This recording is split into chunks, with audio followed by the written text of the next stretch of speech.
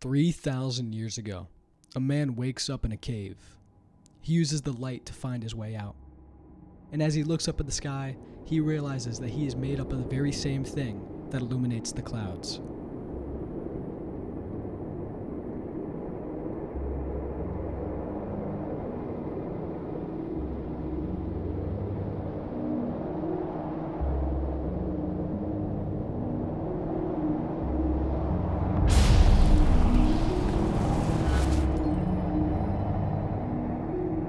With this new discovery, he tries to tell his peers and his friends of what he learned, but none of them would listen to him. None of them would hear him out.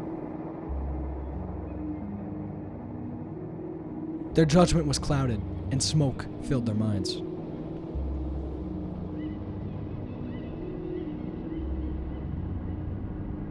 This book is called The Four Agreements. It's made by Don Miguel Ruiz. I definitely butchered that name. And it's about 4 agreements that you make with yourself in order to live a happier life, or I guess be a better person. Not only being more selfless, but also listening to others. I really liked this book. I thought, despite the book's very, very small length, I read this in one night. But what does this book talk about, really? What are the 4 agreements? That's what we're going to be going over in today's video. A Toltec wisdom book. You may be asking, what is Toltec wisdom? In this book, it kind of has a basis on Toltec wisdom. So the ideas Don talks about are based on philosophies passed down by word of mouth from the Toltecs. If I'm not mistaken, a southern Spanish group of students and medicine men that basically were devoted to different kinds of philosophies and religions. And it was very interesting the way he talked about it.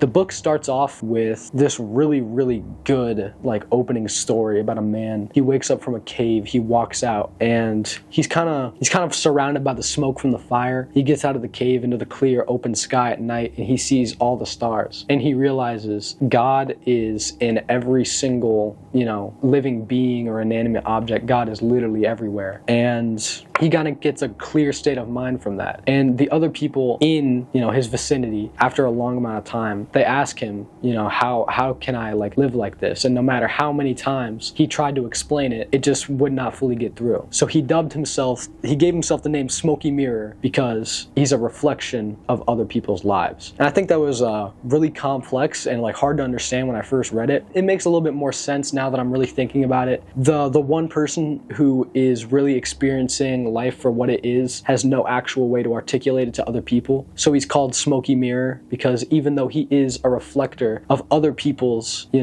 self-images of God, the people he talks to, they can't see it. It's a smoky mirror. Hopefully that made sense. I tried to make it make as much sense as possible in my head, but no, let's continue. So what are the actual 4 agreements? We need to talk about what is an agreement first. An agreement is basically kind of like a vow you make with yourself, on how to live your life. It's like a principle, You make an agreement with yourself to be a better person. You make an agreement with yourself to, think before you speak, or have that, second, barrier of thoughts before you really start to make a big decision in your life. And this is kind of 4 big agreements that you make with yourself in order to kind of shut out other people's bad emotions and let yourself be a positive influence on yourself and others' lives. Okay, another thing about the smoky mirror thing. I'm just going to read the paragraph. He had discovered that he was a mirror for the rest of the people, a mirror in which he could see himself. Everyone is a mirror. He saw himself in everyone, but no one saw him as themselves. And he realized that everyone was dreaming, but without awareness, without knowing what they really are. They couldn't see him as themselves because there was a wall of fog or smoke between the mirrors. And that wall of fog was made by the interpretation of images of light, the dream of humans. So that was kind of an introspective paragraph about how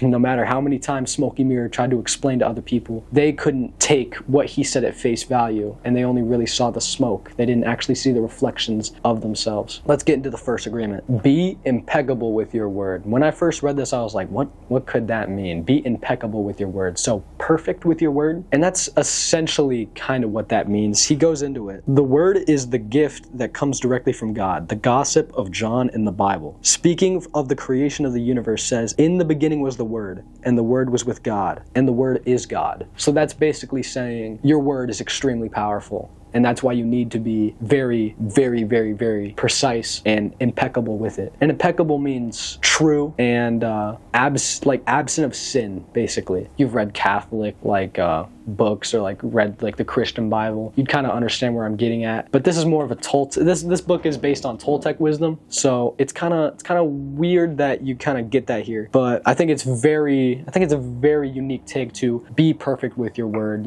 As hard as it kind of sounds, it kind of just seems like it would be easier to just be quiet, or not say anything. And that's not really what he's getting at here. Have your words be spoken without sin. That doesn't necessarily say, oh, be nice to everybody all the time. You need to be a good person by saying good things to people. It mainly comes down to not being negative to other people because you are in turn being negative to yourself.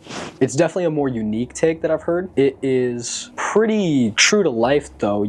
Most people that you find are bad people are definitely insecure in their lives, and this is kind of a good example of how to spot that. People who are negative, people who speak negatively of other people are living negative lives. They are living pretty bad, lives. And being impeccable with your word isn't necessarily going to fix, your whole entire life, but it ensures that you are speaking without sin. You are not being negative, so you can't have negativity be put onto you. So that's basically the first agreement. The second agreement, don't take anything personally. Now this one made a lot of sense to me. You are getting negative feelings sent your way, and the obvious response is to just not care. And it's a little bit more involved than that. It's a little bit more complex than that. Basically what Don's getting at is, I'll just read the paragraph. Whatever happens around you, don't take it personally. Using an earlier example, if I see you on the street and I say, hey, you are so stupid, without knowing you, it's not about you, it's about me. If you take it personally, then perhaps you believe you are stupid. Maybe you think to yourself, how does he know? Is he clairvoyant, or can everybody see how stupid I am? If you are talking to somebody negatively that you don't know or is not a part of your life, you are venting your frustrations out to them. These are people that do not know you, you don't know them, so you have no grounds to be negative to them. Being negative to people with no anchor in your life is just you venting your own frustrations of yourself onto other people. Hey guys, if you guys didn't know, this is called abuse. If you know someone who is like this, stop talking to them. It's not even a moral thing. You just want to cut them out of your life.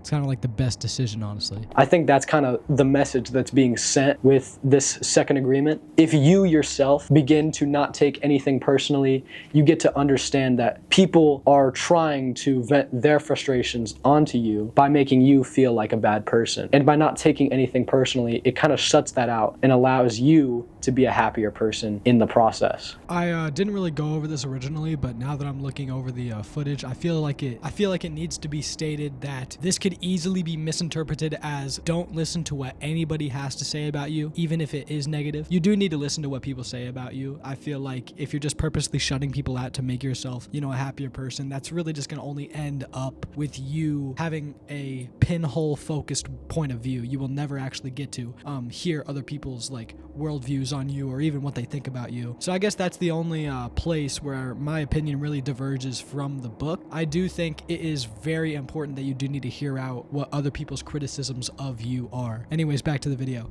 The third agreement I thought was one of the most interesting ones. This is don't make assumptions. Now, if you just take this at face value, don't make assumptions. Okay, don't make assumptions on people's lives. Don't make assumptions on their takes on you. It could be entirely different. You don't know. We have the tendency to make assumptions about everything. The problem with making assumptions is that we believe they are the truth. We could swear they're real. We make assumptions about what others are doing or thinking. We take it personally. Then we blame them and react by sending emotional poison with our word. That is why whenever we make assumptions, we're asking for problems. We make an assumption, we misunderstand, we take it personally, and we end up creating a whole big drama for nothing. Again, this kind of sounds like the best option is to remain silent in a situation where you make an assumption, If you begin to not make assumptions about people, you kind of are living a life with an unbiased blank slate on people. You don't know anything about this person, so who are you to make assumptions on them? Now, obviously, I don't think this book is getting at you see somebody with a knife on the street, don't make an assumption that he's going to stab you. No, I think this is more akin to seeing somebody, being mean to you or even someone being nice to you, you're probably better off not making an assumption, because you don't know if they actually are being mean to you because you have an issue with yourself, or if they're being mean to you because they're venting their frustrations on you. Chances are it's most likely the latter. Let's say I was walking on the street and somebody just started cussing me out of nowhere, unprovoked, and I don't know this person. I'm not going to make an assumption that they know me or that they have a specific vendetta against me. There is no assumption to make. It is just someone venting their frustrations onto me that they have probably with another person or themselves. So there's no grounds to get mad at this person. There's no grounds to have any kind of feelings here or there towards people who are venting their frustrations out to you, because you do not know them. It's kind of like a really complicated thing to talk about with not making assumptions, because there's so many different scenarios you could really conjure up in your head. But I think that was kind of like the basic, that was the gist. All right, fourth agreement. Agreement number 4, always do your best. Under any circumstance, always do your best. No more, no less. But keep in mind that your best is never going to be the same from one moment to the next. Everything is alive and changing all the time. So your best will sometimes be high quality, and other times it will not be as good. When you wake up refreshed and energized in the morning, your best will be better than when you're tired at night. Your best will be different when you are healthy as opposed to being sick, or sober as opposed to being drunk. Your best will depend on whether you are feeling wonderful and happy, or upset, angry, and jealous. And this is basically getting at, if you spend so much time trying to follow the previous 3 agreements to a T, it's going to have an impact on you. Obviously, it's going to change your life. It's going to, make you a happier person, but no one's expecting you to be perfect about it all the time. Instead, the 4th agreement is kind of telling you, you slip up, that's fine,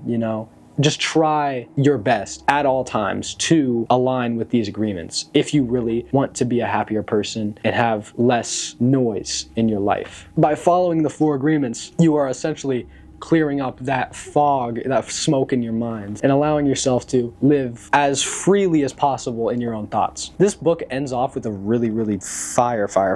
This book ends off with an extremely powerful quote that I thought was extremely well put together from Don Miguel Ruiz, and I'm just going to read it. Maybe we cannot escape from the destiny of the human, but we have a choice: to suffer our destiny or enjoy our destiny, to suffer or to love and be happy, to live in hell or to live in heaven. My choice is to live in heaven. What is yours? This book has enough knowledge to basically, last a lifetime. And these are philosophies that you could put in your life that will immediately spark changes. People will look at you and say, what happened? What changes were made?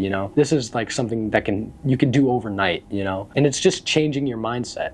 The most arrogant people in the world and the people who are probably the unhappiest probably fall into that same category. You are unhappy because maybe you were put into a bad situation, but that gives you no ground to make other people's lives worse by giving them your negative energy, because that is only going to come back to you. You're only reflecting the negative energy you give to others back on yourself. It's not making you feel any better. You're not getting anything out of it. You're just emphasizing to other people why they shouldn't feel happy about themselves. It's kind of a lot of complex things at play, and I really do like this book. If you have $7, $8, pick up this book right now. I don't really read that often, but I did spend a whole night reading this, and I didn't even stop. I basically took no breaks reading this because it was extremely interesting. I try my best to kind of follow this, It's definitely something I just read more than I'm going to pick this up, I'm going to take this into my life. But the values that Don talks about are extremely well put together. And I think if I did start to implement this more into my life, I would probably be a lot happier, if I'm being honest.